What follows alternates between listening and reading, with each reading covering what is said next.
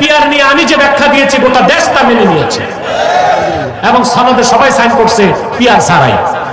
তা আমাদের তো টিকলো আলহামদুলিল্লাহ, কারণ এই কথায় আমাদের কোনো পলিটিক্যাল ইন্টেনশন ছিল না, আমরা বলেছি দেশের কল্যাণে।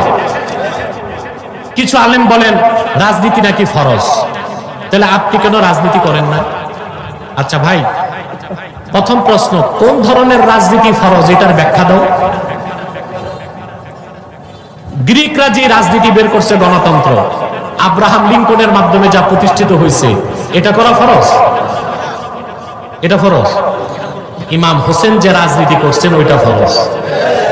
আমি ওই রাজনীতি লালন করি, সেই রাজনীতি প্রতিষ্ঠার জন্যই আমি খেলাফতের কথা বলি।